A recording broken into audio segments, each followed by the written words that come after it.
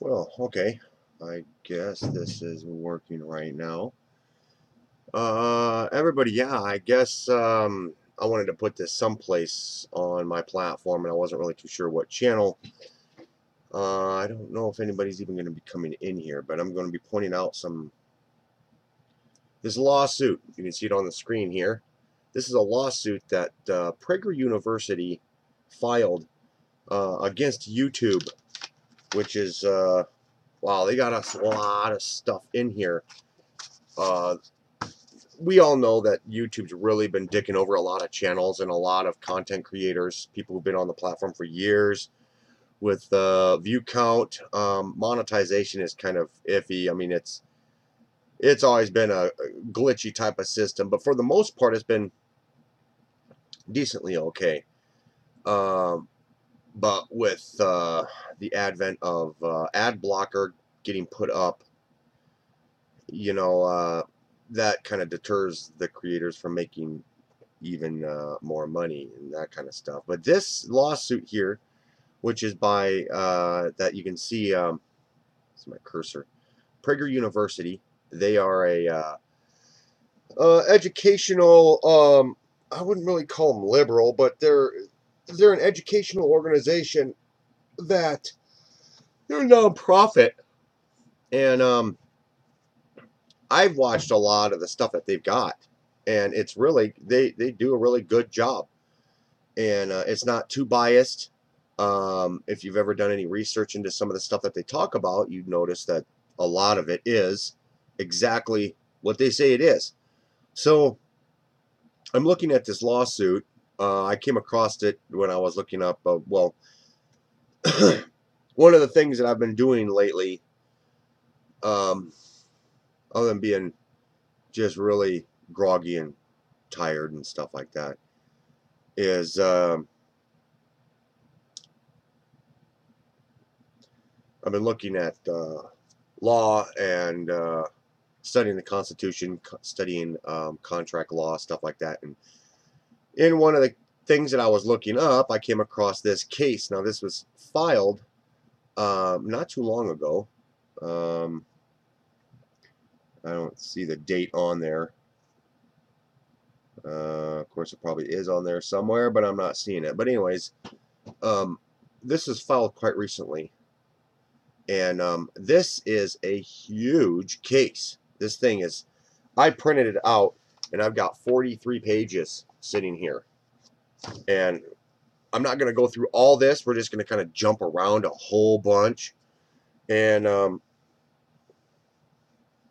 let's see. Some of the stuff that this Prager University is going after Google for is for content suppression, view count dropping. God, what's the other thing that they're going after? Well, we'll get into it really quick here. I don't plan on being on here very long because I got another live stream to do tonight. Maybe if I'm feeling up to it. We're getting.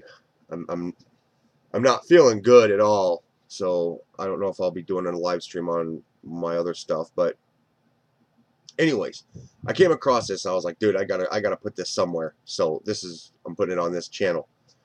Um, let's go down through here. Introduction and prefatory statements. They initially start out with showing who are the parties here in Prager University. These are all the parties, all these people in this big list.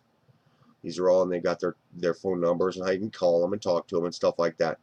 Well, the case here, which is, if you know anything about law, most of the time, if you're going to file a lawsuit, depending upon how big of the lawsuit it is, like if you're suing somebody because of an accident or whatever, normally that's an administrative hearing. You know, it's just a hearing. It's not an actual, real, legitimate court, because a legitimate court is something with a jury. That's what a legitimate court is. Everything outside of having a jury, you, the judge, the defendant, or the other attorney, and a jury, that is, and the bailiff guy, you know, that is a legitimate court. That is a fully functional due process of law court.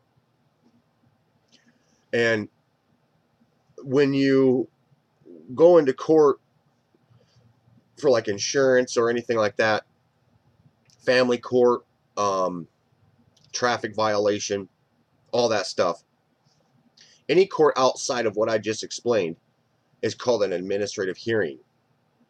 And those hearings are, it's got legal power, but it's just a meeting, pretty much, you know.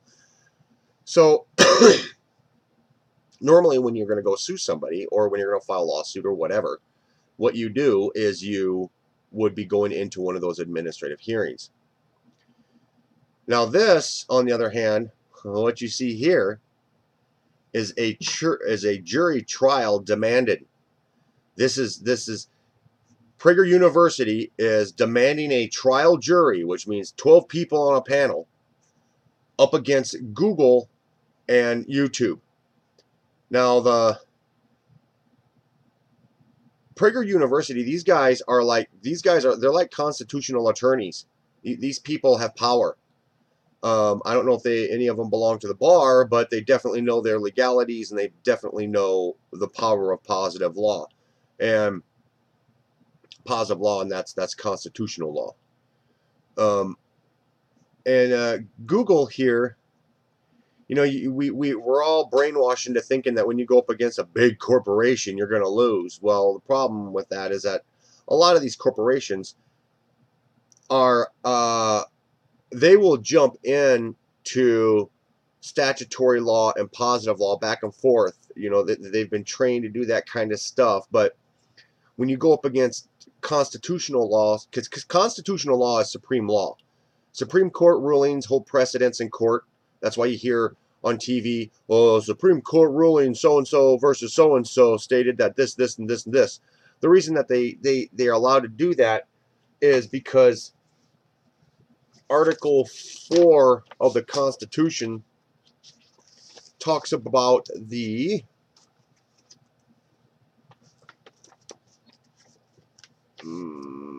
Article 4, Section 1. Yep.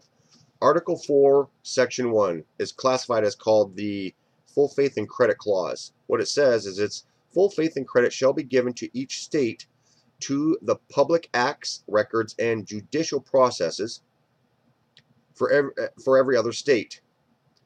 And it goes on to talk about Congress and stuff like that. And what that clause primarily talks about is that you can quote Supreme Court rulings. You can quote court rulings in court as long as your quote is from a competent a competent jurisdictional court. So, like, if you were in a Supreme Court and you were to quote, well, according to the civil court hearing of Fred versus Johnson, and that court that you're just citing is in a lower court, the Supreme Court's going to look at you like you're dumb. You know, you can't quote you can't quote another case from a smaller court. You know, you can't do that. It can either be an equal court to what you're in or above. So that's what you hear. That's what you can quote Supreme Court rulings, and Supreme Court rulings trump everything else.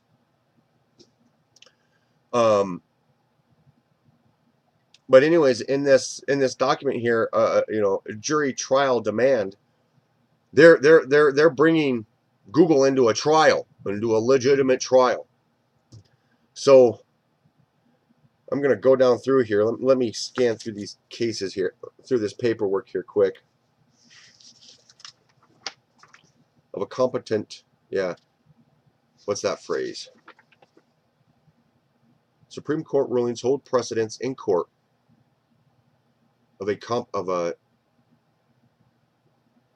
hold precedence in court for another court of competent jurisdiction, I guess. I can't remember what that specific phrase is. Let me see here. Oh, we got 2 people watching in here. That's cool. You guys on your iPhones or what?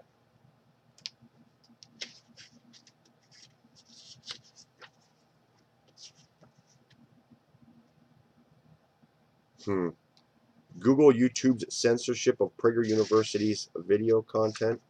Let me see here. I think I have some of this stuff. Okay, so like let's say in this paperwork. Okay, here, let me. Page 32. Let's scan down this. 4, 5, 6, 7, 8, 9. Look how huge this is. They give a list of all of their videos, when they were uploaded. Don't forget to thumbs up the video too, guys, so other people get to know about this. It shows their URLs.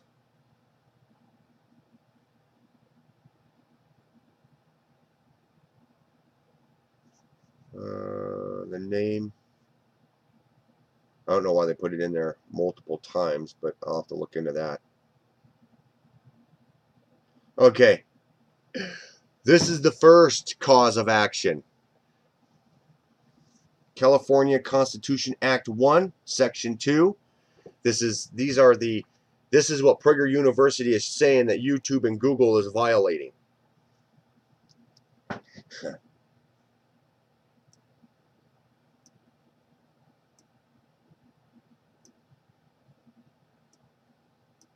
Come on, get bigger.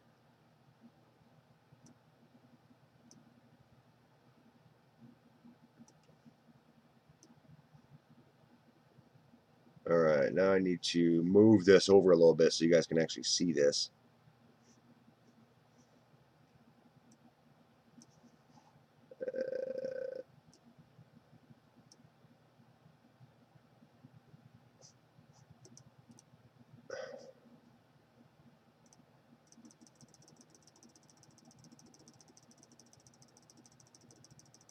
Hey Thunder, what's going on?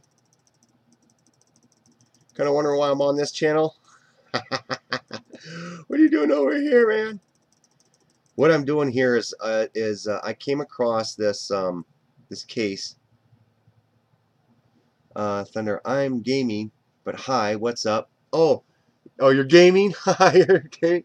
Well, Thunder, I'm just putting up this this video of this court case that I came across.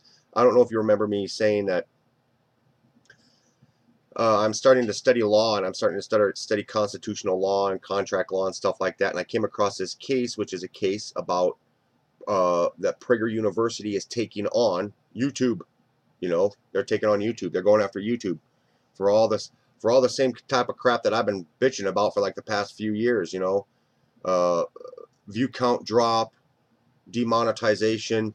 Well, I shouldn't say demonetization. I haven't had a problem with demonetization. You know, I mean, I'll upload a video that I have a pretty good idea that it's not going to be monetized, or it's going to be, you know, bad or whatever, you know, that it's not going to be all that big of a deal. If it's not monetized, I really don't have a problem with it. You know, I'm not going to sit here and rant and rave, you know, get all pissed off that my videos aren't monetized. I get pissed off when they don't get views. Yeah. I get mad about that, you know. Because as far as I'm concerned, view count is everything. You know, getting people, getting the videos in front of everybody, view count is everything. You know, limitation and stuff like that. Kind of. The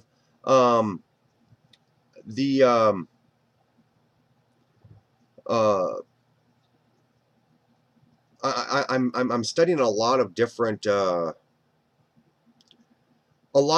stuff because you kind of have to. You know, because what I'm studying is I'm studying constitutional law and contract law. If I were studying statutory law, like traffic violations and all that kind of stuff, if I was specifically studying statutory law, that would be much easier, because statutory laws have 4 things to them. They have they have to have, they're enabled by legislation. They have an enabling clause, which means where do they get their power from. They have to be authenticated by the Secretary of State. And the 4th thing is they have to be published. Well, statutory law like family law and, well, here in the United States at least, family law,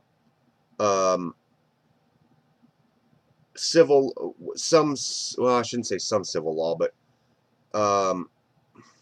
traffic violations, land violations, you know, most of the stuff that we are all underneath here in the United States that we normally get in trouble for, like fighting in the streets, all that kind of crap, that's all statutory law. And most statutory laws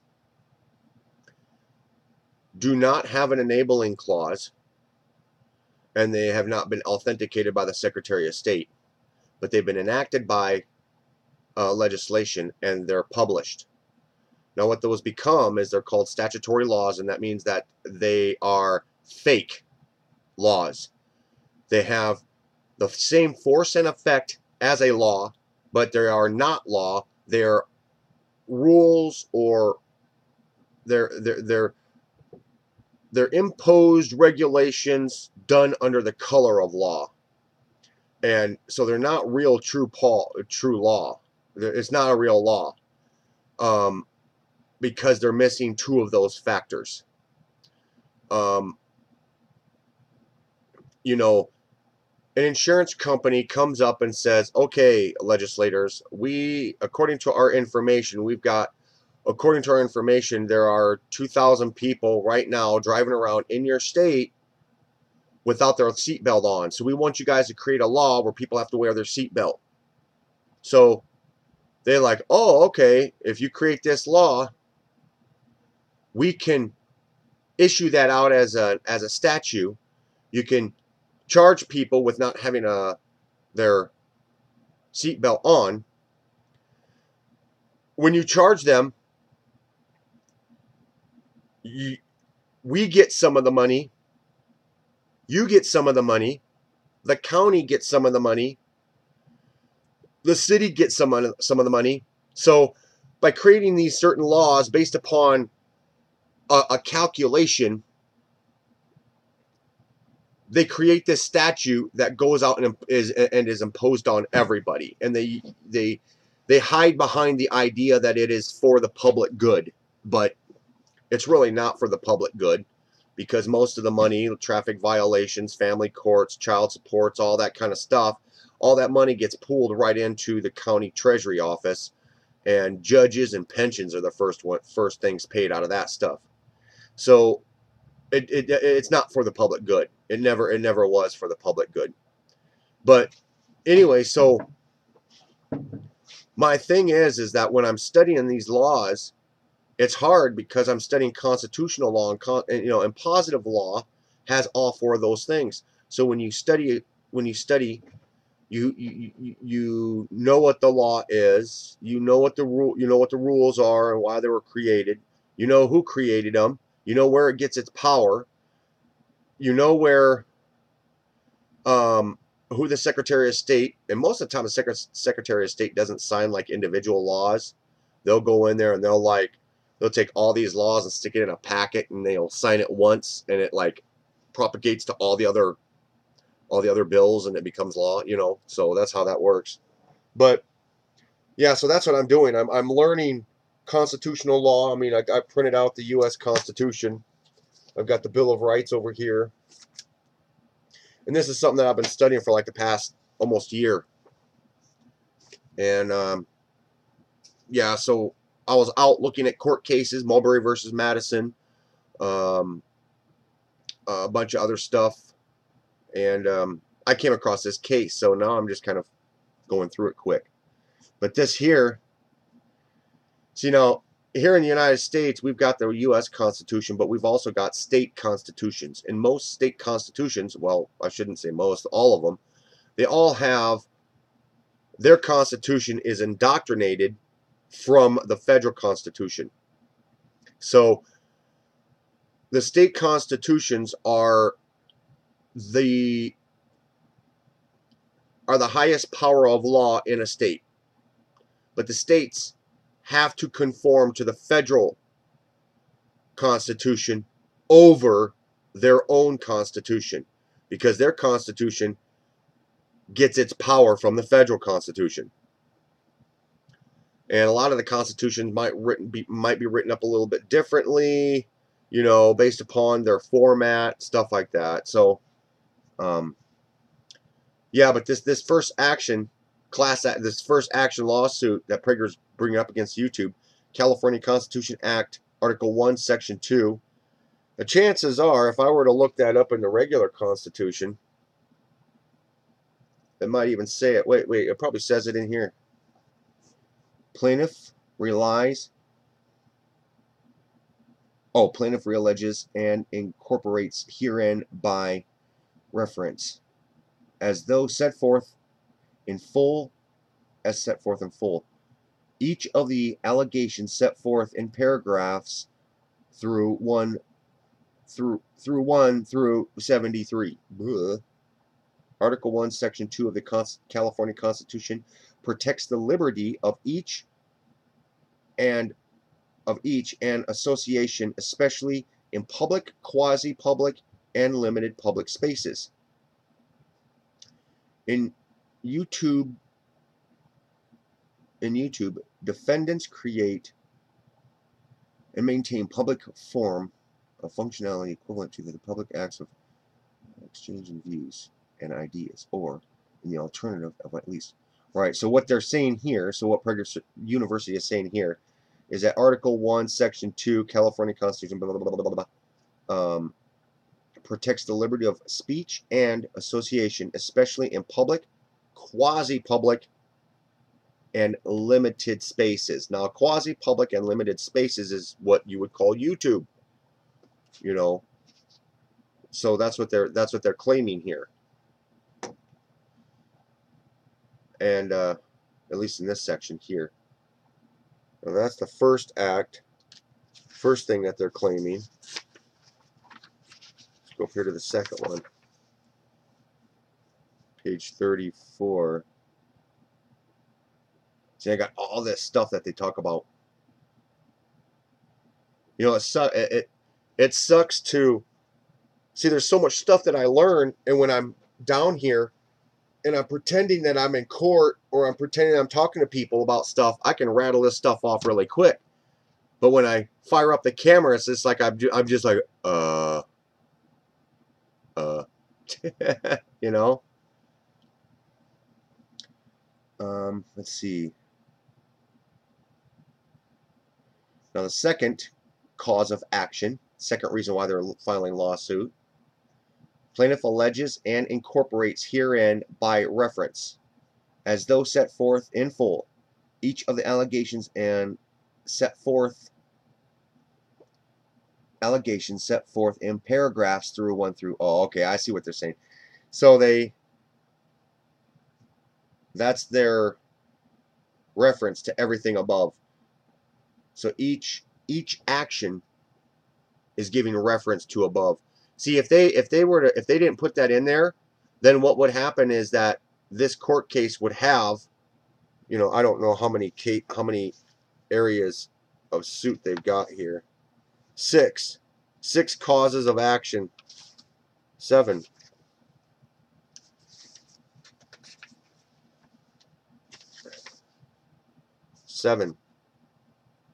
They have 7 causes of action against YouTube. If they wouldn't put that clause in there, right here, referring to everything that's listed above, then this could be an entirely separate lawsuit. But what they're doing is they're taking all 8 of these or 7 of these, and they're conglomerating them all together in one big massive lawsuit.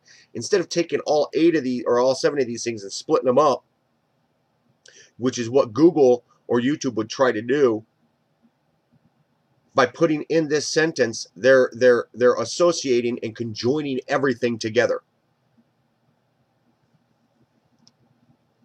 The First Amendment of the United States Constitution protects the freedom of speech and association and against viewpoints, discrimination in the access and use of public spaces, quasi-public spaces, and limited public spaces. It also protects the rights of the Americans to free association with others. Now, where's the other one at?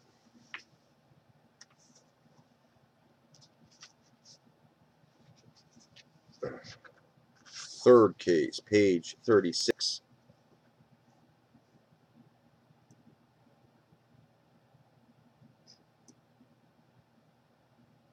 California what the heck is that? California Civil Rights Act. Civil Code, subsection 51. Sequestered. What? Etiquette sequestered? Is that what ETSEQ stands for? Plaintiff alleges and incorporates. Oh, okay, wait.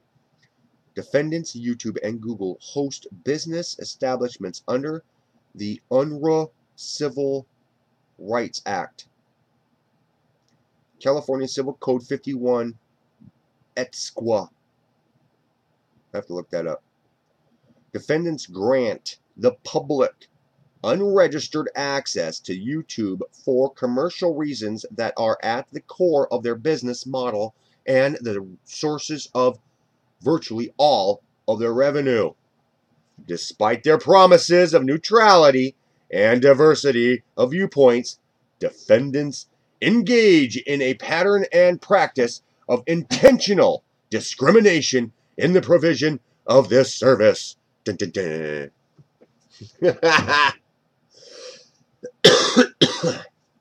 Oh.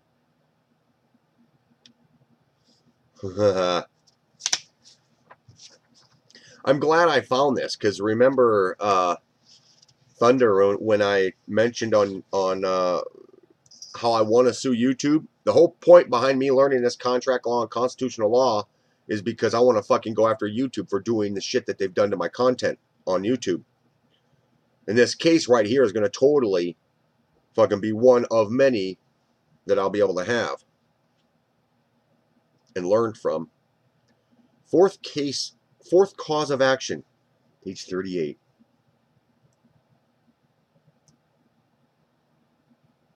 Business and Professions Code, section 172000.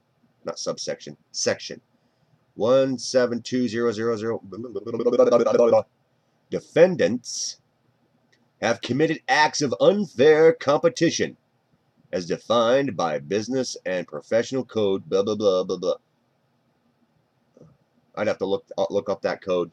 See, that's another thing, is that whenever you're going to file a lawsuit against somebody, you have to use the laws in their state. So if you don't know the laws in your state, then in their state, then you're beating your head against a brick wall. You know, you can't file a lawsuit against somebody else of the laws of your land. Hey, Gundam, what's going on? I just fired this up for a little while on this channel just because I wanted to put this someplace.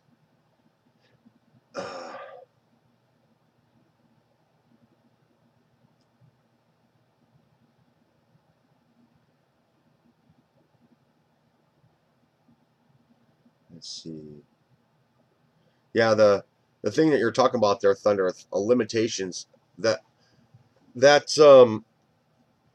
kind of a thing. Limitations is kind of a broad subject, but limitations can refer to like statute of limitations. Like if you broke a law back then, are you still accessible to being prosecuted now?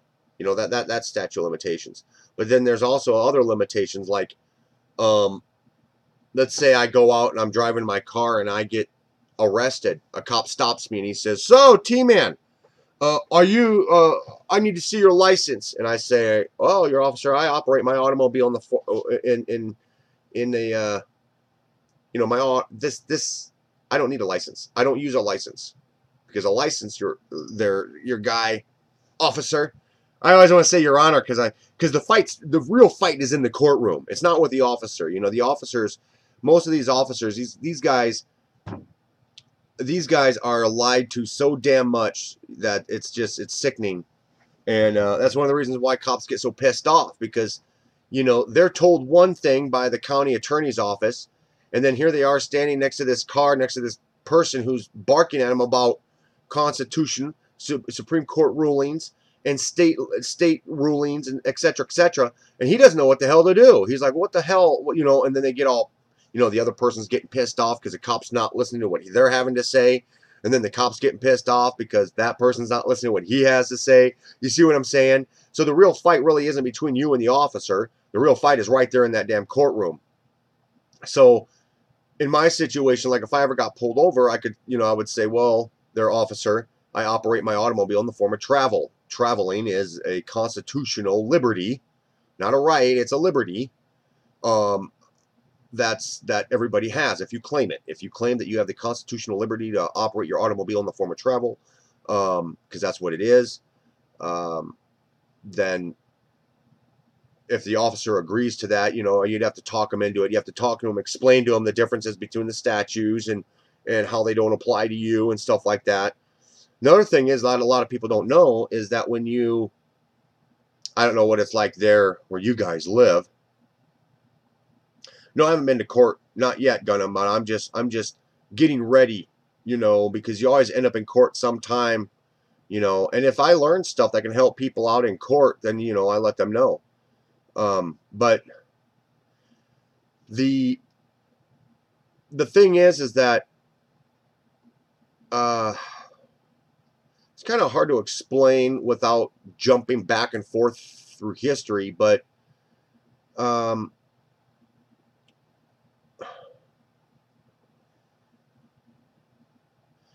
the Constitution of the United States, it's unfair here. Well, yeah, it's unfair here also, Gunham. It's the court system is unfair here also. You have the judge that's paid by the state. You've got the prosecutor who's paid by the state, and then you've got your defending attorney who's also paid by the state. So out of those three people who are you're about to go into court with, you've got three people who's getting paid by the state, and if they help win the case for the state to impose the charge on you, then they all get paid. And if they lose and you get to walk out of court, they don't get any money. So obviously it's an unfair system. But that's why you got to learn the law yourself, and you got to be able to walk into court yourself and know how the law works. See here, we have two different types of infractions that can go up against you. You got civil, and then you've got criminal. Well, when you get pulled over, the officer gives you the ticket, or he might arrest you and put you in jail or whatever. And what he is doing, what's happening is it becomes a criminal act. So when you go in front of the magistrate or you go in front of the judge, you're not standing in court on equity. You're not standing in court based upon some well, because civil, well, I shouldn't say, well, I guess you could.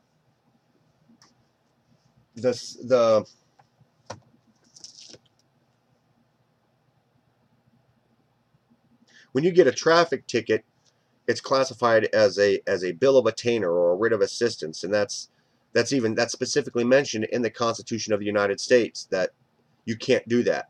You are not to issue somebody a bill for something that they owe. You know, it's you can't be put in prison for something, for a debt. You know, they might find out some other reason why to put you in prison. Maybe, yeah, they're not gonna put you in jail because you owe money. They're gonna put you in jail because you breached a contract. There, you see what I'm saying? But here,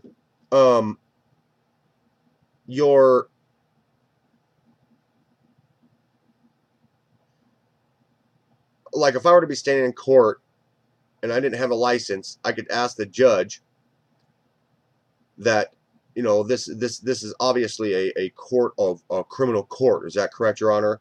You know, and he would have to say yes, because that's what it is. It's not a court of equity, because there's no lawsuit. There's not a suit. You know, nobody's suing for anybody for money, so it's not an equity court, but so it's a criminal court. So in all criminal courts, and this is something a lot of people don't quite understand. all criminal courts, you've got the prosecuting attorney who attempts to make you think that you have done a wrongful act. You were operating your automobile, you were driving around without a license, but driving is regulated occupation for hire. A license and a yeah, that's what driving is. And wait, no, yeah, driving is regulated occupation for hire. A license is um no.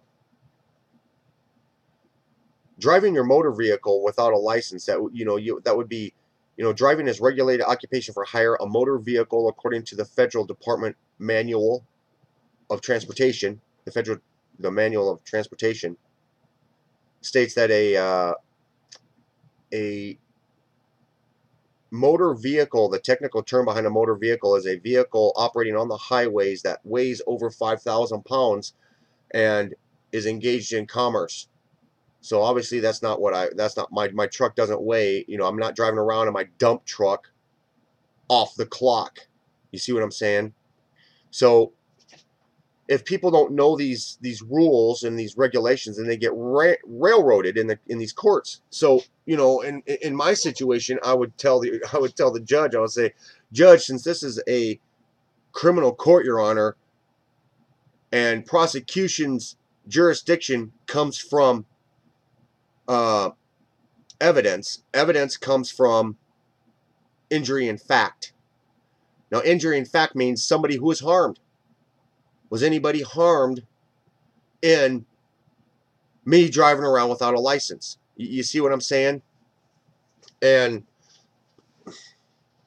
since that's where you would destroy the attorney.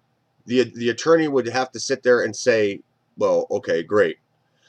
Well, nobody was harmed, so there's no case. You see how that works? But there's another thing that the attorneys can go after to try to file a lawsuit against you, or try throwing you in jail or putting some fine on you, and that's called willful intent. And oh wait, I'm totally going off of this stuff.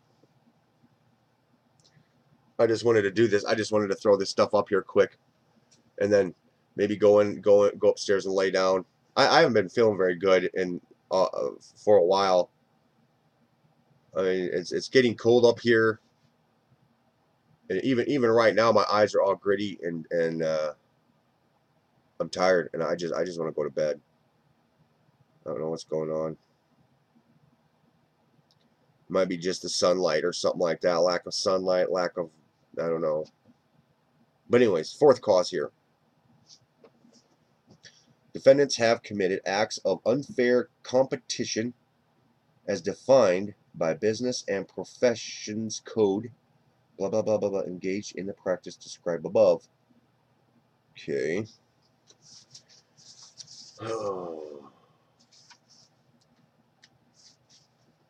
Another thing is that this law stuff is just, it's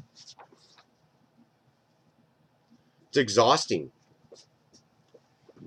It'd be better for me to, like, if I ever had to go to court or do anything, just write all the shit out and then just submit it as affidavits into the court and not actually have to go and say anything in court. So how do you represent yourself? Oh, Your Honor, it's all in my briefs. It's right there. It's all my paperwork. I don't want to recite anything. Burns you out. Fifth cause. Page 39. Breach of implied covenant of good faith and fair dealings. Ah.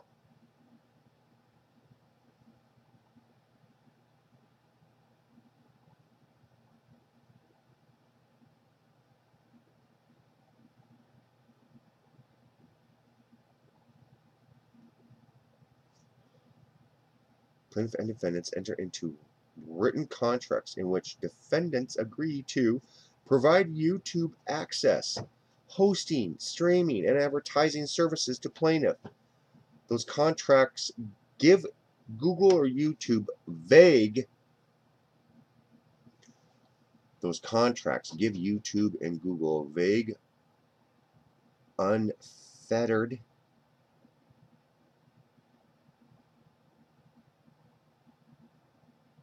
unlettered description to remove, restrict, demonetize, and de-emphasize content as defined.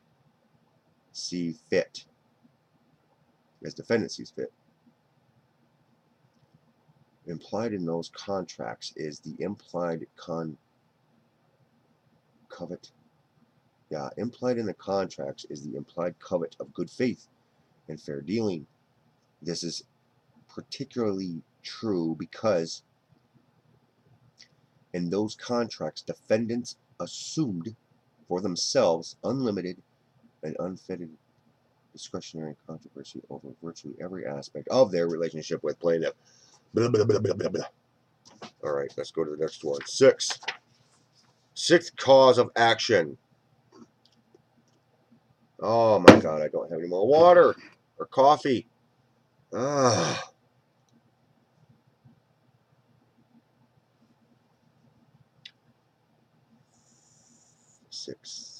Page 40.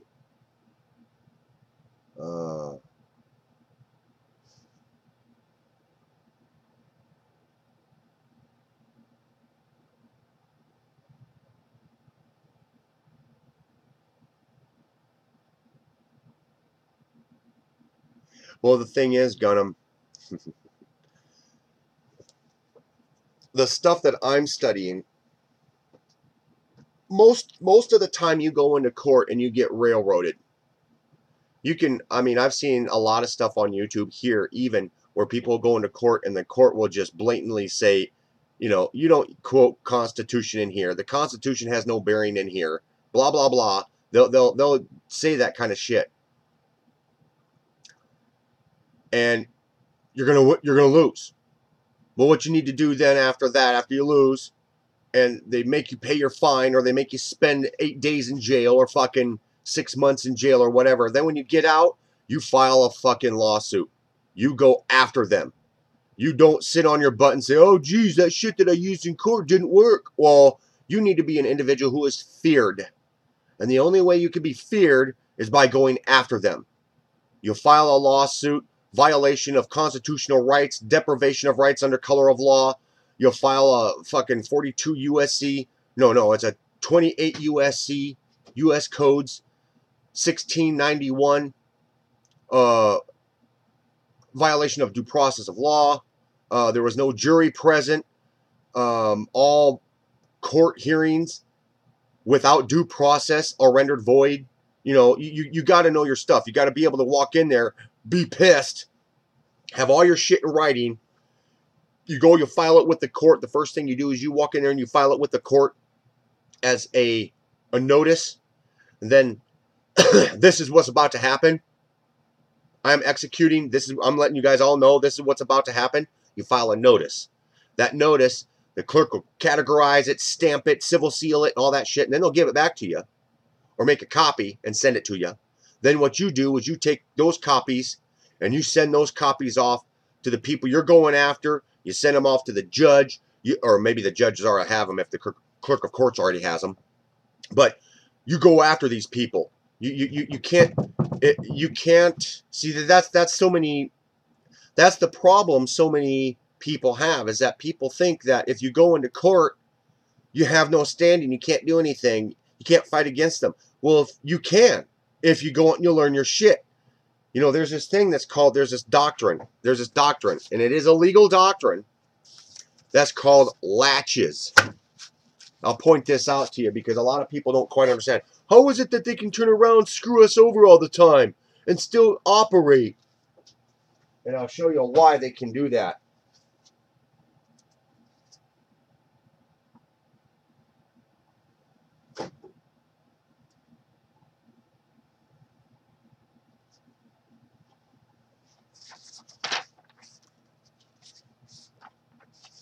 Latches. It's a legal term. Latches is based upon a maxim that equity aids the vigilant. Equity, which means you get, seek and ye shall find. It says based upon a maxim that equity aids the vigilant and not those who slumber on their rights. Neglect or omission. Yeah, neglect. If your rights are violated, if you're screwed over in court or something like that, that's like you've been neglected. According to the courts, according to the system, you've been neglected. But do they give a shit? No, they don't. But this is where it says it. Neglect or omission to do what one should do as a warrants presumption that one has abandoned the right or claim. That means if you don't fight back, then you've abandoned your rights. If you don't fight back against the system, they're going to do whatever they fucking want to do to you.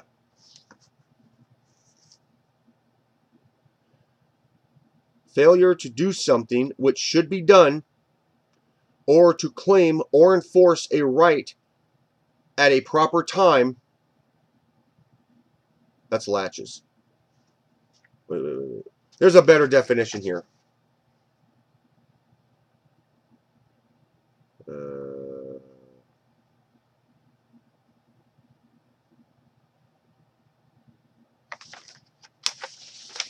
Somewhere.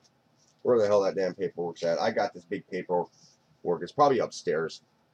But pretty much what it says is latches is a legal term that is used in the system. Most likely, it's up there in the system, not down here with us. It says that if an individual has the right to take action and they don't, then you might not. Wait, if you know your rights, you might not be able to timely assert your rights. If you do timely assert your rights, you might not have the fortitude to stand on those rights. If you don't have the fortitude to stand on those rights, you may or may not have any. Wait, you may or may not have the ability to do anything about it. And if you do have the ability to do anything about it, you might not have the guts to do it. And if you do have the guts to do it, you might not have the money to do it. So I'm going to keep working the way I want to work until you can stop me. That's called latches. It's an actual real legal thing. It's a legal term, The attorneys will keep fucking people over until you stop them. And it's a really shitty fucking, or it's a stupid shit. It's stupid. It's like I'm going to purposely be a bad person in fucking life and hurt all these people's financials. And I'm going to keep doing it. And there's nothing they can do until somebody stops me. It's like, what the fuck's, Dude, do you think when you're dead that God is going to give you thumbs up, man? Do you really think that, Mr. Prosecutor? You know what I'm saying? I don't understand how these people can operate this way. And people need to have heart,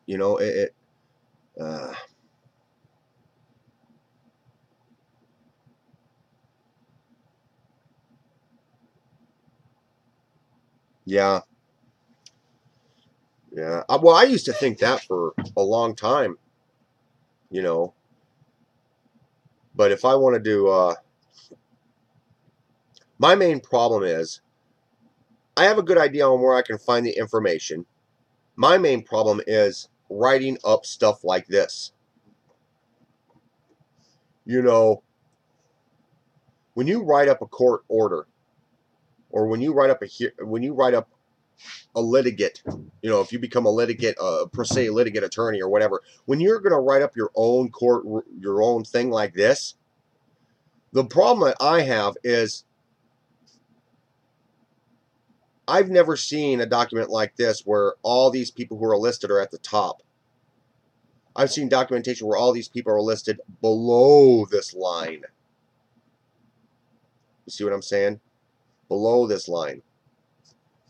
And normally, when you fill these things out, they have to be filled out a certain way.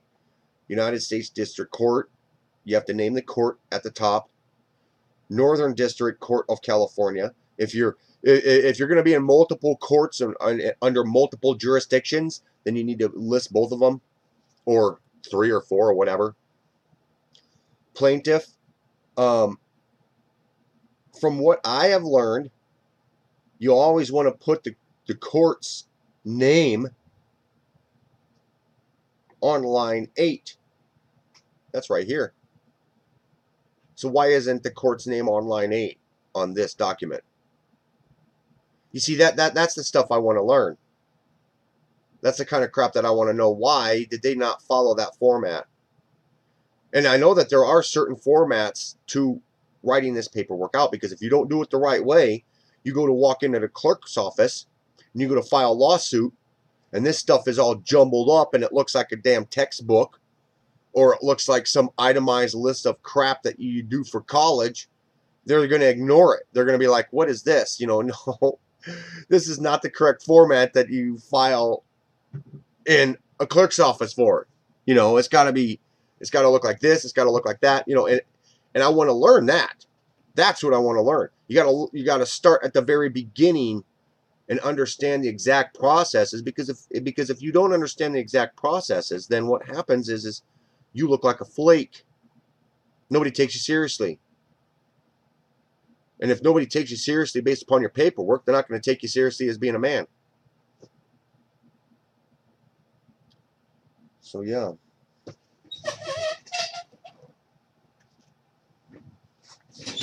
Anyways, I got to get back into this, because I got to shut this down, because I'm burning out here. Oh, man. I think I got something seriously wrong with me. I don't know why. I don't know what it is.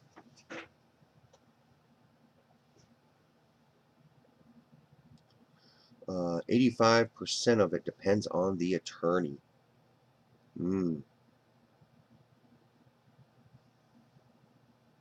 Yeah.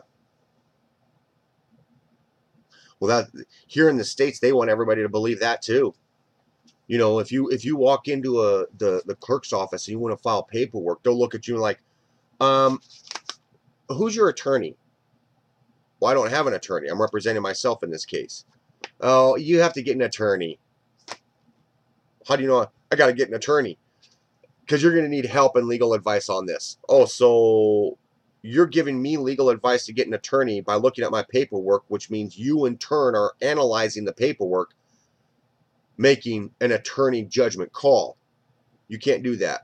According to Article 6, according to Section 5 of the U.S. Codes, and anything submissible to court, or anything handed, well, yeah.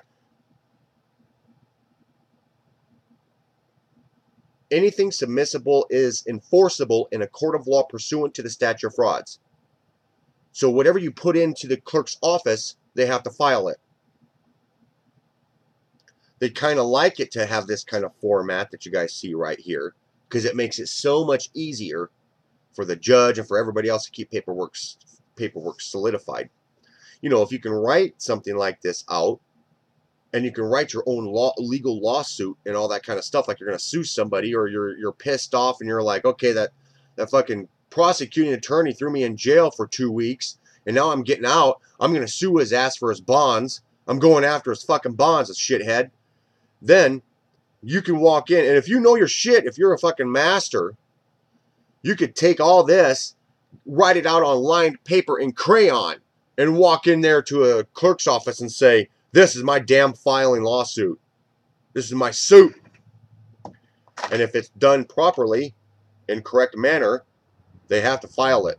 They have to put the civil seal stamp on it. They have to notarize it.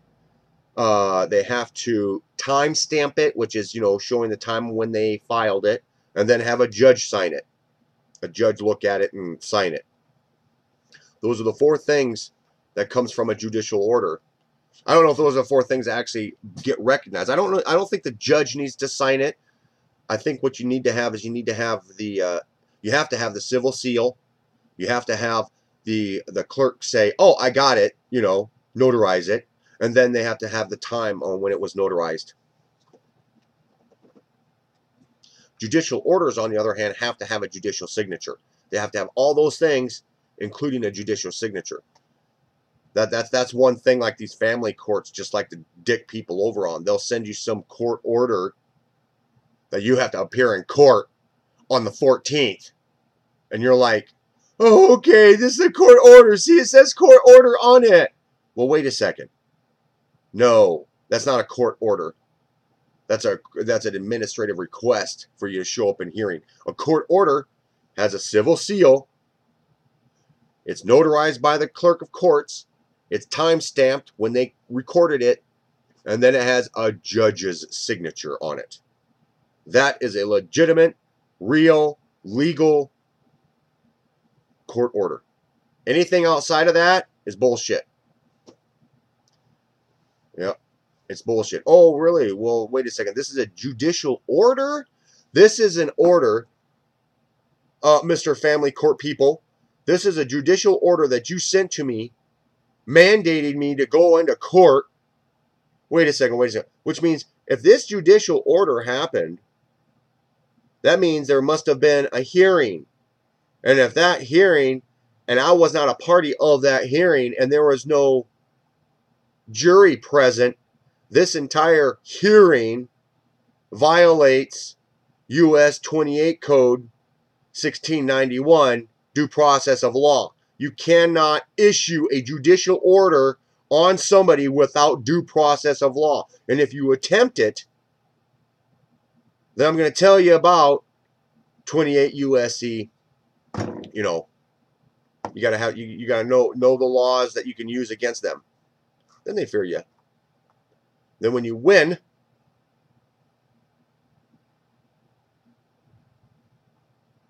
I don't know what you do after that.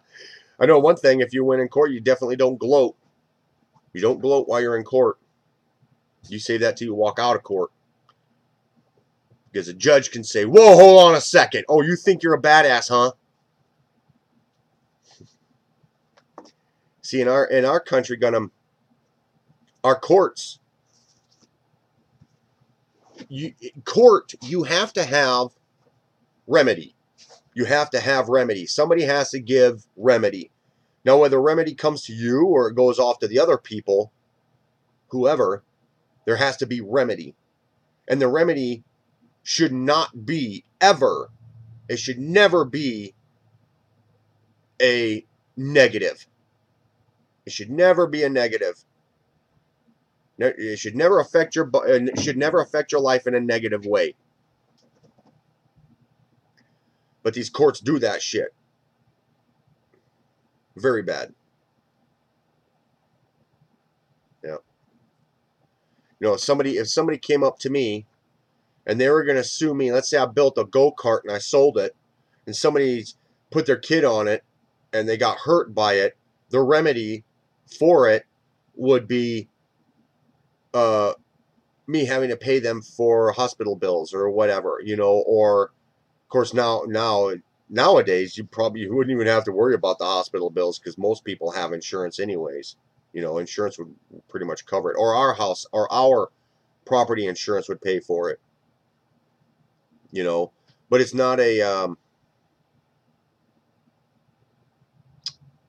oh, what's the word?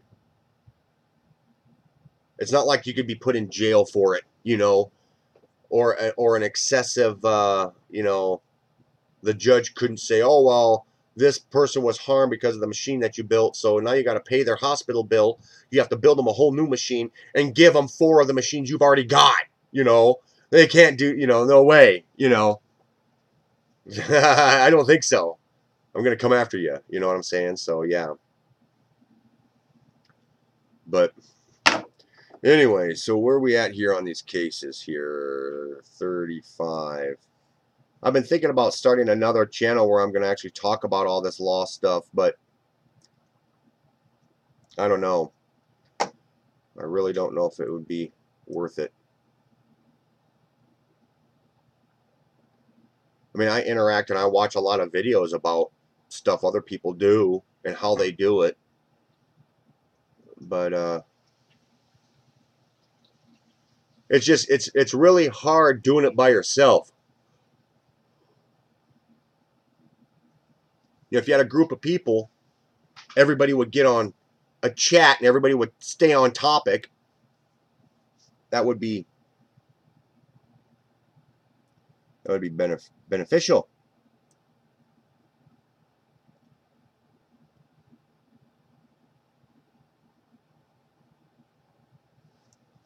Okay, that's the 7th cause.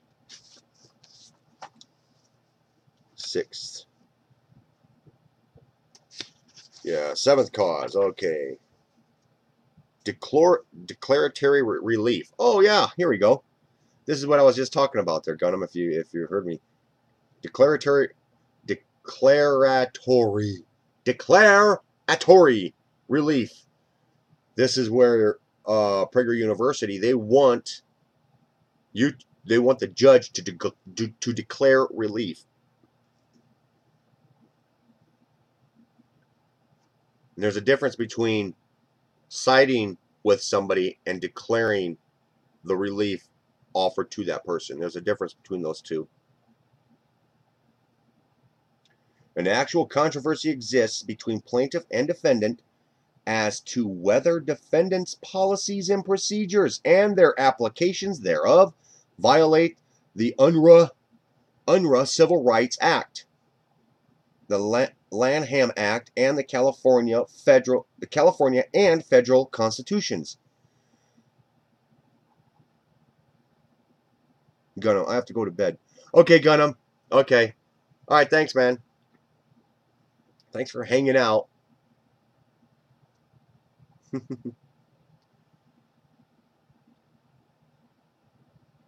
The actual controversy exists. Okay, violates. Okay, the correct interpretation is that defendant's policies and procedures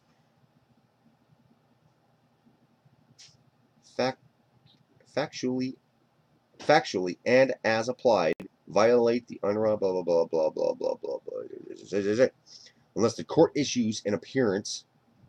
Yeah,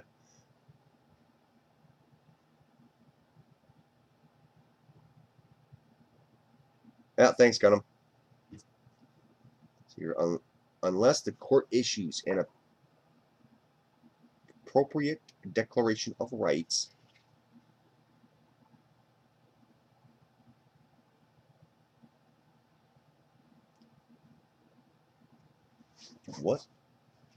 unless the court issues an appropriate declaration of rights, the parties will not know whether defendants' policies and procedures and defendants' application of their policies and procedures apply with the law, including the federal and state constitutions, and there will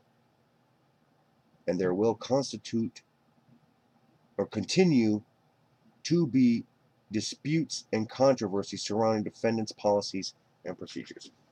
Yeah. So, wow. A declaratory.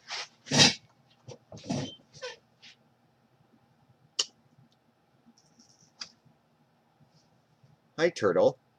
What you doing? Meow. Meow, meow. Where you going?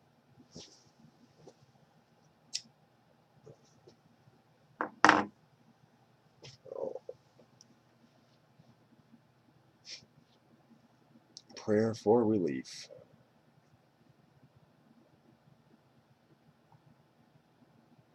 I got 7 causes of action here.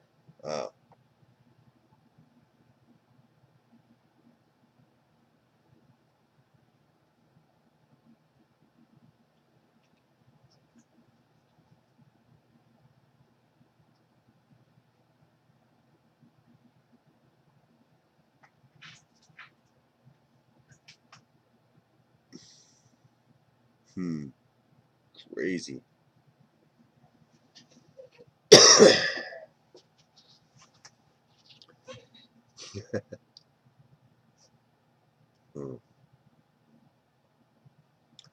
Jury demand. We demand a jury. We're going full bore with this. That's interesting.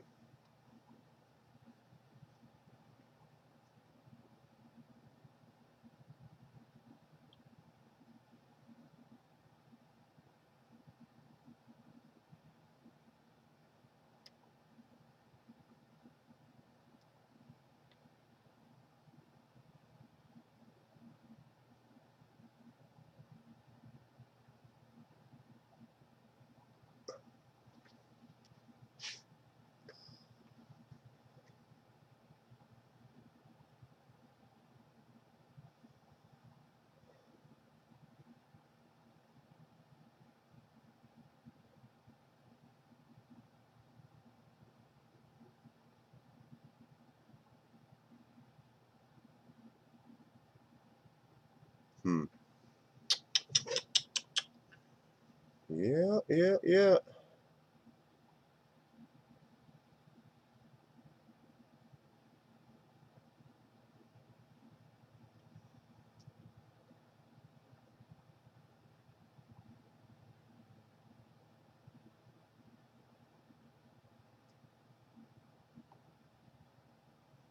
Civil party.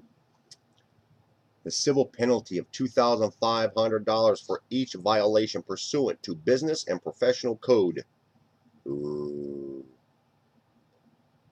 You got 18 videos out there that are getting screwed over. You can charge $2,500 if they win. Of course, these kind of cases,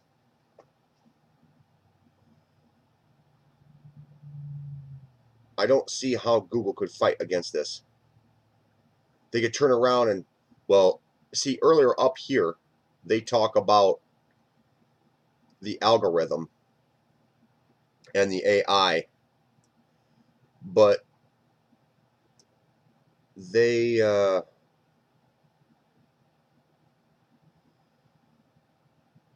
the problem with that is that that's like imposing something else is responsible for all this wrongdoing, and we're getting blamed for it. Well, the judge can be like, well, didn't you guys set that system up on your system?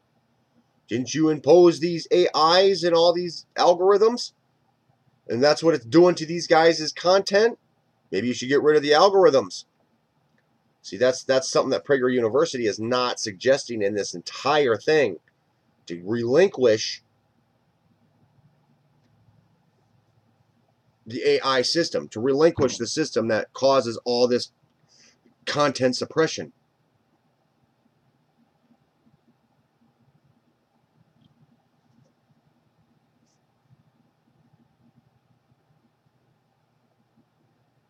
Oh, this is a conversation they had.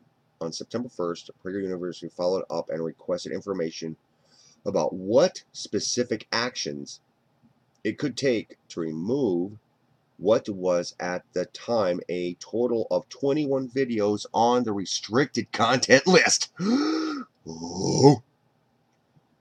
On that same day, Google responded, as mentioned in the previous emails, at this time, your videos aren't appropriate for the younger audiences, and hence, they're not appearing in the restricted mode search results. Okay. I'd recommend, now this is Google saying it, you're via email. I'd recommend you go through our community guidelines and align them with your content to see whether it has violated.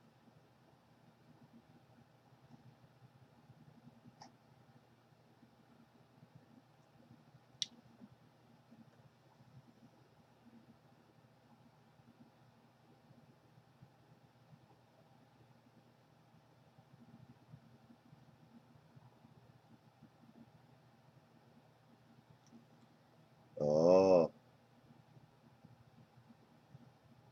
YouTube's response that they could not change the age restrictions on all 21 restricted Prager University videos was partially arbitrary, discriminatory, and an obvious pretext to justify illegal discrimination against Prager University. PragerU because of its conservative political perspective and identity. Well, I don't see what the problem is if this restricted mode, I don't know. I don't have a problem with the restricted mode because, you know, if YouTube wants to put videos up on the restricted mode because I cuss too much in one of them, fine. You know, most kids out there are in tune enough to know how to turn off their restricted mode.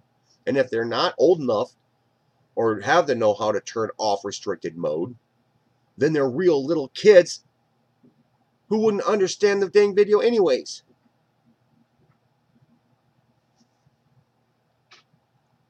But what they're saying here is that, see, they make their content for everybody, and somehow their videos got stuck in the restricted mode, and they want to remove it and make it available for everybody.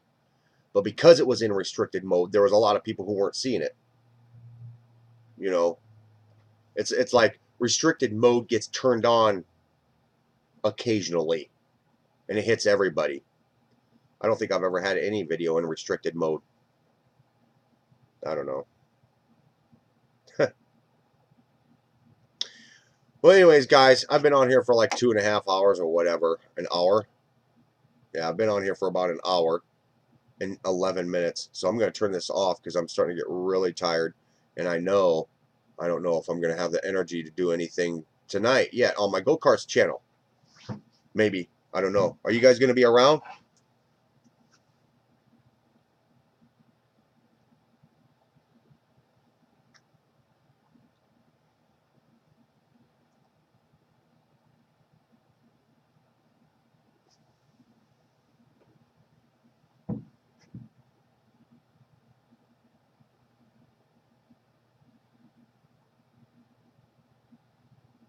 Yeah, maybe. Okay. Alrighty. Yeah, I might. I don't know what I'm going to do now. I'm just going to shut this down and then go upstairs, maybe eat something, and then, I don't know, I might jump on Borderlands for a while and play that until I zonk out. When I'm feeling like this, I'm going to tell the kids, I'm going to be like, all right, guys, if I fall asleep on the couch playing the game, don't wake me up. Don't wake me up. Hey, Thunder, did you see my newest video that I put up out there on the T-Man's Build channel? With the little rack that I made? I had that thing sitting on the table. Krista got home and she was like, that thing's cool.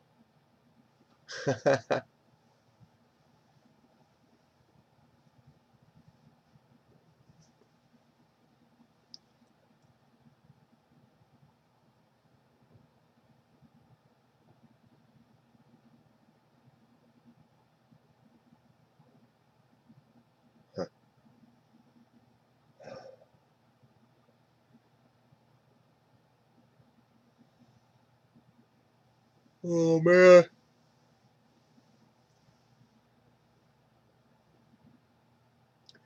We were going to have a guy stop in today and take our Jeep. But he hasn't been here yet.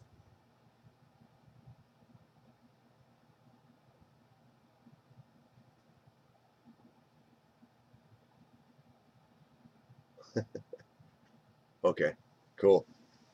I just want to make sure that it actually went out, because I got it done like Thursday or Friday, something like that. But I set the schedule up so that way it would be made public today.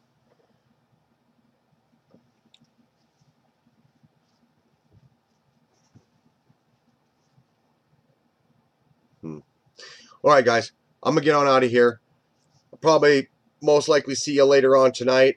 I don't know when is a good time. Do you think to fire up my live stream, Thunder?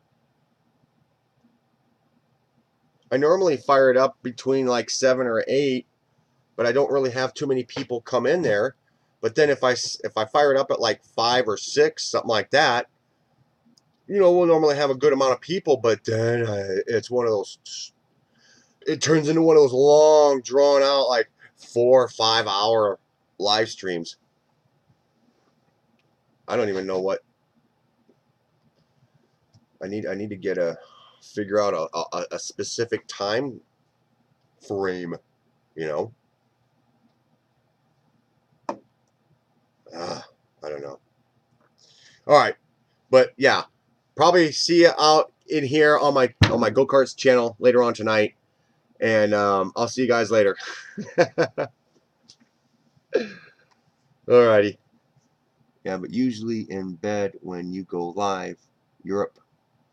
Oh yeah. Okay. Alrighty. Yeah, it's real well, over there in Norway, so I would think that it's yeah, you'd be about 6 hours ahead of me. So if I go public, so hell, it's probably late where you're at now. It's probably late now. It's almost 4 o'clock my time here. Oh, it's 11 p.m. there at night. Wow. Yeah, it's 4 o'clock here, so that's, yeah, 4. Dad, the people who wanted to buy the car are here.